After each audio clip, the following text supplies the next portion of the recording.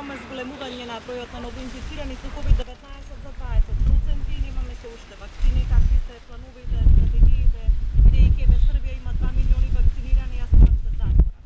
Што ќе правиме без вакцини во следниот период? Гледате дека и во земјите каде што е тргната и масовната вакцинација, кај нас кој што се уште не, ние имаме вакцини само за здравствениот персонал, бројките соодветно на почитувањето на мерките и одредени периоди од годината се зголемуваат или паѓаат. Во моментот и кај нас и во земјите каде што имаме масовна вакцинација, бројките се зголемуваат за жал и доминантно според извештаите од здравствената комисија тоа е заради непочитување на мерките за лична заштита, односно олабавување на делот на одговорноста од страна на граѓаните во делот на носење маска, дезинфекција, бегање од групни дружби и така натаму и така натаму.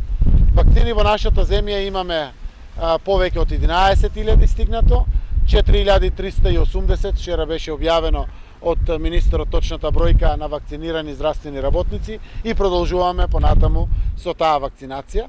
До крајот на март ги очекуваме следните вакцини кои што ќе почнат веќе да се користат и следните групи на граѓани кои што се согласно протоколот на здравствената комисија.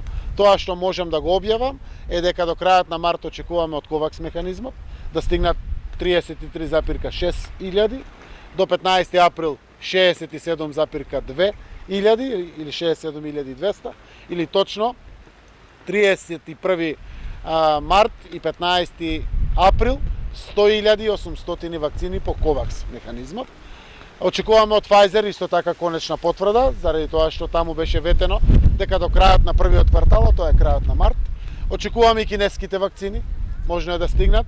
Лично се надевам дека дополнително ќе ни помогне кинеската амбасада и нашите врски со Кина, за да можат тие 200.000 кои што се нарачени, подпишани протоколи и слично, да стигнат до крајот на месецот, затоа што го чекаме и во посета кинескиот министер за одбрана, па би било скодно еве да направат дополнителни напори да стигнат вакцините од Кина.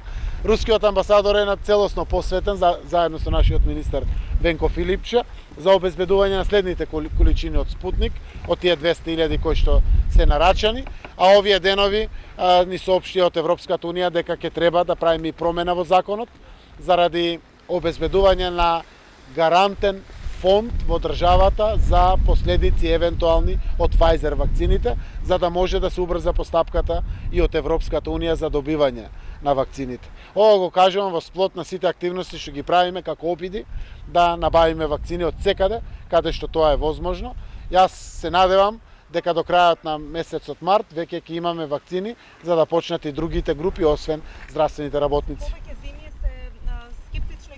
AstraZeneca вакцината која што ние ја очекуваме преку ковакс системот, сметате ли дека ќе има отпор помеѓу населението токму за ова вакцина и како ние ќе се однесуваме со руските и кинеските вакцини за кои што пак Европската унија вели дека граѓаните нема да можат да патуваат доколку Ставот на нашата земја пред се на здравствените работници, но и на политичкиот врв на државата е дека сите вакцини кои што се потврдени од соодветните здравствени институции се секако здрави. Ако кинеските вакцини се здрави за граѓаните на Кина, се здрави и за нас.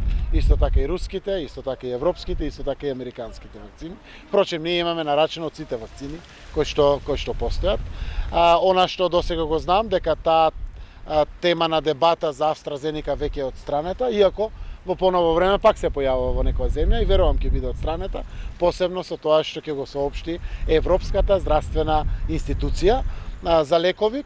Не го знам точното име, а знам дека денеска утре треба да има став за тоа, така да нема да се дозволи во нашата земја ништо што е барем со промил ризик да биде употребено. Ги следиме сите здравствени укажувања, решенија, одлуки, постапки и секако најмногу внимаваме на здравствениот аспект. Јас сакам да искористам приликата да апелирам секако до граѓаните да се пријавуваме за вакцинацијата, заради тоа што само на тој начин можеме и да победиме пандемијата.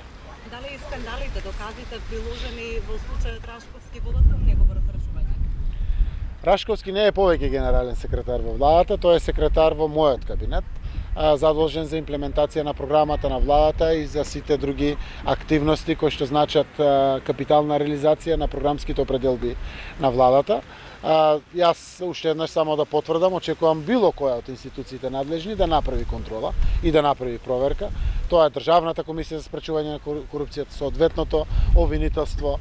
Денеска прочитав патувајќи према Богданци дека едно од јавните обвинителства упатува на МВР да направи истрага, слободно да дојде да направат истрага, затоа што лично јас проверив, постапката е целосно законито направена и набавен е софтвер по пат на конкуренција, каде што од 8 милиони денари предвидени во буџетот се потрошени 5 милиони денари за набавка на таков софтвер кој што секако има мултифункционална примена и тој стои на располагање, исто како, не знам, еве да направиме една институција која што прави набавка на одредени своји потреби. Државна комисија за спречување на корупцијата во моментот прави набавка за софтвер за податоците на сите кои што се должни да пријават анкетен лист согласно регистарот на населението. Тие носат одлука, согласно одлуката прават набавка и така натаму или одлучуваат труд и социјална политика да гради градинка во одредено село или во одреден град во нашата земја и постапката се спроведува.